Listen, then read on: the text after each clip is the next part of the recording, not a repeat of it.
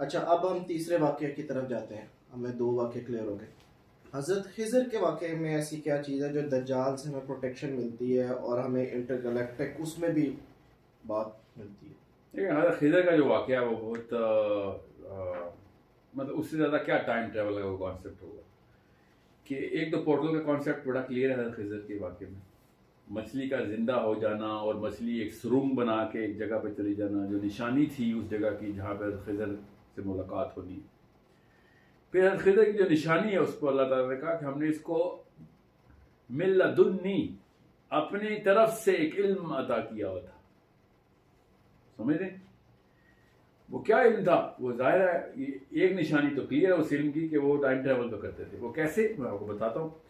حضرت خضر نے جو تینوں واقعات کر کے دکھائے نا موسیٰ کو، وہ تینوں کے تینوں واقعات ٹائم ٹریول کے وہ کرتے تو ایڈجسٹمنٹ تھرو ٹائم ہے. ایڈجسٹمنٹ تھرو ٹائم کا مطلب ہوتا ہے کہ ایک بندہ فیوچر دیکھ کے آیا ہو اور وہ پھر ایسے کام کر رہا ہو جو فیوچر کو بہتر یا تبدیل کر سکتے ہیں. اس کو ایڈجسٹمنٹ تھرو ٹائم کہتے ہیں. ٹھیک ہے.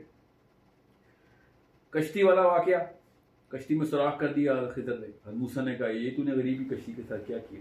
تو بعد میں پتہ چلا کہ بادشاہ نے وہ بندے بٹھائے ہوئے تھے جو کشتی کو زبردستی لے لیتے، اس سے اینٹ لیتے. کیسے پتا؟ وہ فیوچر دیکھ کے واپس آ کے پریزنٹ میں ایڈجسٹمنٹ کر رہے ہیں. پھر وہ بچے کو قتل کر دینا، وہ بچے نے بڑے ہو کے کیا کرنا تھا یہ حضرت خضر دیکھ کے آئے ہوئے تھے. پھر فیوچر میں آ کے پاسٹ میں آ کے ایڈجسٹمنٹ کر رہے ہو. حضرت خضر کے لیے سارا کچھ پاس تھا اکارڈنگ ٹو سورہ کہف. اور بھی بڑے علوم ہوں گے، من لدنی کوئی چھوٹا لفظ نہیں، اللہ کی طرف سے علم ہے. مگر تیسرا جو واقعہ دیوار کھڑی کر دی، ٹھیک ہے، اور معاوضہ نہیں لیا اور پتہ چلا کہ وہ ایک خزانہ ہے جو کہ ان دو بچوں کو ملے گا. جب وہ دیوار گر جاتی تو پھر وہ پہلے ہی ایکسپوز ہو جاتا خزانہ. تو یہ بھی فیوچر کا ہی واقعہ ہے جو کہ پاسٹ میں ایڈجسٹ کیا گیا. یہ تو کلیئر ٹائم ٹریول کا واقعہ ہے سارا. پورٹل اینڈ ٹائم ٹریول حضرت خضر نے بھی کر کے دکھایا. اور جو ذوالقرنین ہے پورٹل نے بھی کر کے دکھایا. اور اصحاب کہف نے ٹائم ٹریول کیا. تو یہ تو اس میں تو مطلب بہت آسان سی بات ہے. Khizar is the easiest of them all. دوسری چیز جو خضر کے واقعے میں ہے وہ یہ کہ جو لاجک کی بیماری یہ ایج آف انلائٹن میں لگ چکی ہے نا ہمیں، یہ لاجک کی بیس کے اوپر ہم جتنا بھی ریشنل لگاتے ہیں وہ کچھ اور ہے. اور نبی کا علم، حضرت موسیٰ کا علم، جس ریشنل کے تھرو حضرت خضر کے اوپر بار بار وہ کہہ رہے تھے کہ یہ کیوں کیا، ٹھیک ہے، یہ ہمارا جو لاجک کی جو پیک ہے نا وہ اس علم کی پائیدان بھی نہیں. یہ اللہ تعالیٰ نے صاف صاف بتایا کہ تم پتہ ہی کیا ہے کہ جو مجھے پتا ہے.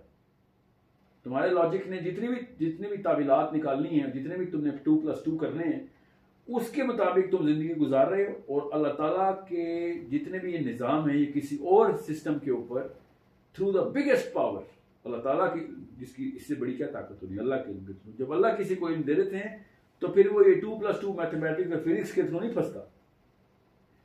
پھر وہ کوئی اور ہی طریقے سے وقت کی قید سے باہر جا کر اور بھی بڑے پورٹلز کے تھرو ڈائمینشنز کی قید سے باہر جا کر، کیونکہ اللہ تعالیٰ نے قرآن میں کہا ہے کہ اگر تمہیں طاقت ہے، قوت کا لفظ ہے، تو اوپر آ کے دیکھ لو، یہ پورٹلز جتنی بھی ہیں ٹریول کر کے دیکھ لو اور دیکھو گے کہ طاقت اللہ ہی کے پاس ہے. خالی سلطان کا لفظ ہے وہاں کہ تم کر تو نہیں سکتے مگر قوت ہے تو کر کے دیکھو. آؤ گے اوپر کا لفظ ہے کہ اوپر آ کے دیکھو ان راستوں سے. یہ قرآن پاک میں سبب آ کے لفظ ہے کہ اوپر آ کے دیکھو، پھر تمہیں پتہ چلے گا کہ طاقت اصل میں کس کی ہے. ٹھیک ہے. سو اس اوپر سے معراج کی حدیث میں اللہ تعالیٰ نے کہ نبی علیہ السلام نے کلیئر بتایا کہ اللہ نے بڑی بڑی نشانیاں دکھائیں. سورہ بنی اسرائیل میں بھی ہے کہ اللہ نے اپنی نشانیاں دکھائی ہیں. نشانی کیا ہوتا ہے؟ یہ سارے کے سارے جس کو ہم معجزہ کہتے ہیں نا، کہ اللہ تعالیٰ نے ان کے راز افشا کیے اللہ تعالیٰ کے نبی علیہ السلام پہ کہ یہ ایسے ہو رہا ہے، یہ ایسے ہو رہا ہے، یہ نشانی دیکھو، یہ کر کے دکھا سکتا ہے.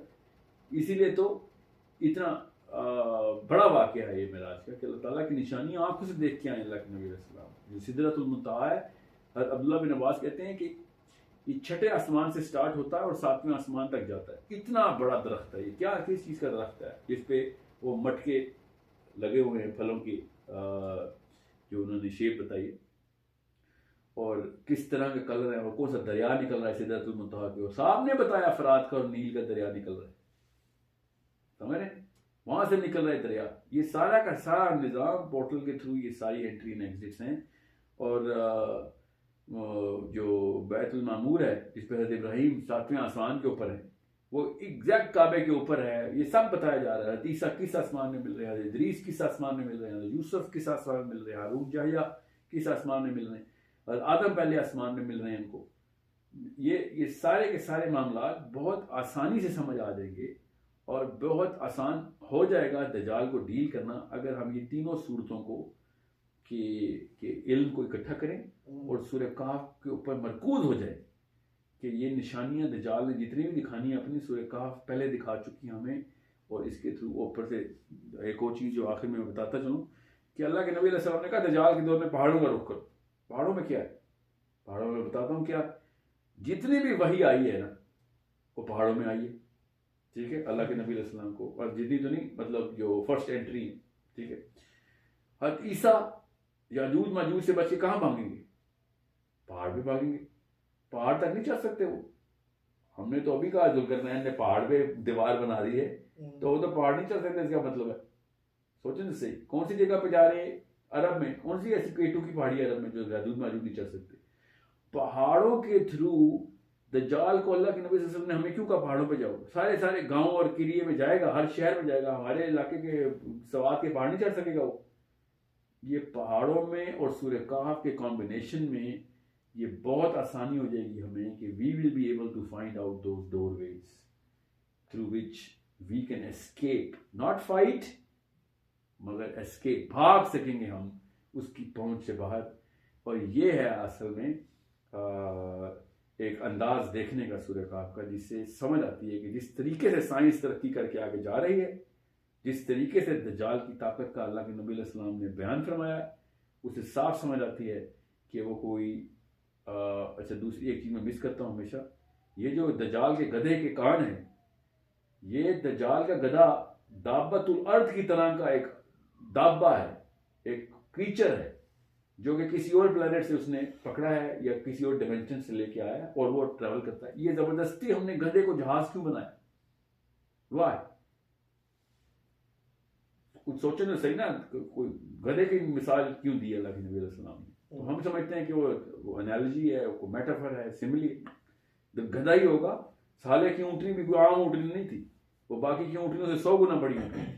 جو نشانیاں قرآن پاک میں بتائی ہیں نا سالے کی اونٹنی کی, اور حدیث سے پتہ چلتا ہے کہ لوگوں نے ڈیمانڈ یہ کی تھی کہ اتنی بڑی ہو, اتنا دودھ دیتی ہو, یہ سائز ہو, یہ گردن ہو. یہ ساری کی ساری چیزیں پوری کر کے دکھائیں اللہ تعالیٰ نے. بالکل اس طریقے سے گدھے کو بھی اسی طرح کے کان دیں جو کہ اونٹ کے پہاڑ جتنے کان ہوں, اور وہ پھر ٹریول بھی ایسے ہی کرتا ہو. براق جو تھا وہ ایک ہورائزن سے دوسرے ہورائزن تک ایک قدم میں جاتا تھا. یہ نشانی ہے براق کی, اللہ کے نبی علیہ السلام نے حدیث میں بتایا کہ اتنی اسپیڈ سے وہ آگے سے آگے جست لگا رہا. تو دجال کا گدھا بھی اسی طریقے سے سوچے نا. اللہ کے نبی صلی اللہ علیہ وسلم براق پہ گئے نا, جہاز میں تو نہیں گئے. وہاں پہ براق کو گھوڑا کیوں کہا ہم نے؟ وہاں پہ بھی گھوڑے کو آپ جہاز کیوں نہیں بناتے؟ پھر گھوڑے کو گھوڑا ہی رکھا مگر اس کے گدھے کو آپ نے جہاز بنا دی. یہ بہت آسانی سے سمجھ آ جائے گی ساری باتیں اگر ہم اپنے پرسپیکٹ کو کلیئر کریں کہ شروع کے انبیاء یہ ساری نشانیاں آسانی سے دیکھتے ہیں, نوح کے دور میں بھی. اور بائبل کا ایک بہت ہی کرسپ بیان ہے کہ دجال کا جو دور ہوگا وہ وہی دور ہوگا, سب کچھ وہی ہو رہا ہوگا, ویسے ہی ہو رہا ہوگا جیسے نوح کے دور میں ہو رہا. یہ بائبل کے بلیورز اس آیت کو اسی طریقے سے لکھتے ہیں کہ دجال کے دور کی سب سے پہلی نشانی ہے کہ حضرت نوح کے دور کو ریوائیو کرے گا. یہ نہیں کہ وہ والے معاملات وہ جان کے کر رہا ہوگا. مطلب یہ ہے کہ وہ تمام تر معاملات اس وقت نیچرلی ہو رہے ہوں گے کہ نوح کے دور میں تھے. نوح کے دور کے دور بھی معاملات انٹرگلیکٹک مخلوق آتی تھی, ان سے مقابلے ہوتے تھے, پورٹلز کھلتی تھیں, اور دجال کے دور میں بھی ایسی کھلیں گی. دجال بھی اور مخلوقیں بھی لے کر آئے گا. ہاں, گدھا تو لے کے آئے گا ایٹ لیسٹ. اب باقی کی مخلوقات ظاہر لے کے اس لیے بھی آئے گا نا کیونکہ وہ جو جنت دوزخ لے کے پھر رہا ہے وہ کوئی نہ کہیں سے تو پورٹل ہی ہے نا. اصل میں تو اس کے دائیں اور بائیں ہاتھ میں پورٹلز کھلی ہوئی ہیں. غور سے دیکھیں گے تو آپ کو نظر آ جائے گی, اس اینگل سے دیکھیں گے تو دجال کا حلیہ نظر آئے گا کہ ایک ہاتھ میں آگ کا دریا ہے اور دوسرے ہاتھ میں جنت کے باغ ہیں. ٹھیک ہے, یہ کون سا ایسا آدمی ہے؟ ایک طرف یا تو حدیث میں اس کو آدمی مانے یا پھر سسٹم مانے. اگر سسٹم نہیں مانتے, آدمی مانتے ہیں، تو کون سے آدمی کے ہاتھ میں دریا ٹھہرتا ہے؟ ذرا کیا اٹھائے گا وہ؟ بڑے بڑے مشکیزیں اٹھائے ہوں گے اس نے. دریا کیسے اٹھاتا ہے؟ آگ کے دریا کیا ہوتے ہیں مجھے یہ بتائیں پہلے. آگ کا دریا ہوتا کیا ہے؟ یہ دماغ کیا آپ کی تصویریں نکال رہا ہے؟ آگ کا دریا کبھی دیکھا آپ نے؟ اس نے ہاتھ میں کیسے اٹھایا ہوگا ایک دریا؟ سمجھے؟ دریائے سندھ ہے پاکستان میں، کوئی ہاتھ میں اٹھاتا دریا؟ زیادہ کیا اٹھائے گا وہ دریا کا پانی؟ مگر اللہ کے نبی صلی اللہ علیہ وسلم نے کہا ہاتھ میں اس کے ایک ہاتھ میں دریا ہوگا، دوسرے ہاتھ میں جنت کا باغ ہوگا. وہ اس کا مطلب یہ ہے کہ وہ پورٹلز کھلی ہوں گی اور لوگوں کو نظر آتا ہوگا وہ دریا. اور بالکل اس طریقے سے سدرۃ المنتہا پہ عبداللہ بن عباس نے کہا نا کہ دریائے فرات اور دریائے نیل وہاں سے نکلتے ہیں اور زمین پہ بہتے ہیں آگے. سو بالکل اس طریقے سے وہ پورٹل کھلتی ہے. اس نے جو بھی دکھانا ہے دکھائے. اور ہم نے وہ پورٹل، اور چھلانگ لگانے کی بات ہے، آگ کے دریا میں چھلانگ لگا دو، مطلب پورٹل میں انٹر ہو جاؤ. سمجھ رہے ہیں؟ سو یہ کلیئرٹی کے ساتھ سمجھ آتی ہے باتیں. اب اس کی جو بیچ کی باتیں ہیں ساری، اور معاملات اور معاشرتیات اور جتنی بھی اخلاقی اور شرعی جو باتیں ہیں جو دجال کے دور میں ہم نے کرنی ہیں، ان احادیث کا بہت بڑا ذخیرہ ہے، وہ اگلے کسی سیشن میں کر لیں گے. مگر وہ کانسیپٹس تو کلیئر ہوں کہ اس اینگل سے دیکھے بغیر کافی ساری چیزیں جو ہیں نا بس وہ زبردستی کی ہیں. اور ڈریں ان علماء سے، ان علماء سے ڈریں جنہوں نے دجال پہ بیعت کرنی ہے. بس یہ ہے اس کا میرا مقصد ہے بتانے کا، کہ دجال کو ہر اس کانسیپٹ کے اوپر ٹریٹ کریں کہ جو کانسیپٹ آپ کو ابھی سمجھ آنے میں دقت بھی ہو رہی ہے. اس لیول کا دجال ہے اس کا. ہم سمجھ رہے ہیں کہ ہم یہ بیٹھ کے میڈیول باتوں کے اوپر مان لیں گے کہ ذوالقرنین نے 2 پہاڑوں کے بیچ میں لوہے کی دیوار بنائی تھی، تو دجال سے مقابلہ کر سکیں گے؟ کبھی بھی نہیں.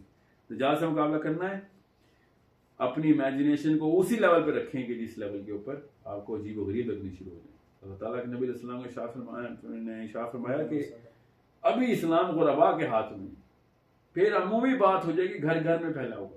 اور پھر اللہ تعالیٰ نصرت بھی اسلام کو تبھی دیں گے کہ جب اسلام پھر غریب ہو جائے گا، غربا کے ہاتھ میں آ جائے گا. یہ غربا عربی میں غریب کو نہیں کہتے، یہ اردو میں غریب کو کہتے ہیں. غربا ہوتا ہے عجیب و غریب.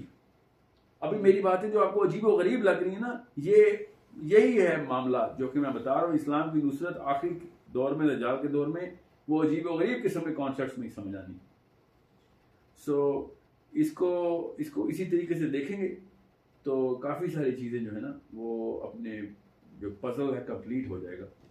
اور ظاہر ہے میں اب ویڈیوز کے اوپر اتنی زیادہ تفصیل کوشچن آنسر کے علاوہ نہیں کر سکوں گا، بیکاز پھر وہ ویڈیوز کوئی دیکھتا نہیں ہے. تو ویڈیو جو دیکھنی ہے اس میں آپ کانسیپٹس کلیئر ہوں. اور یہ 2nd ایپیسوڈ ہے. 3rd ایپیسوڈ میں ہم کوشش کریں گے کہ ہم ان معاملات پہ ڈسکشن کر لیں کہ دجال نے جب آنا ہے، پورٹل سمجھ لیں کھل گئی، سمجھ لیں نہ بھی کھلی، تو دجال کی اس دجل کو سمجھنا کیسے ہے، وہ فتن کیسے آئے گا، بنے گا کیسے، کیوں اللہ کے نبی علیہ السلام نے فتنہ کہہ دیا، سورہ کہف کی آیتیں کیا کہہ رہی ہیں. ہمیں قرآن پاک کھول کے اس کی ایک ایک آیت کے اوپر چلیں اور اس کو اتنی تفصیل سے بیان کر دیں، ہر اس روشنی میں جو سائنس کے تھرو سمجھ آتی ہے، جو کہ صحابہ کے تھرو سمجھ آتی ہے. یہ جو بیچ کے جو 1200 سال کے علماء کرام ہیں، اللہ تعالیٰ ان کے درجات بلند کرے، مگر سورہ کہف پہ آ کے اپنی اڑانیں انہوں نے بہت پست کی ہیں.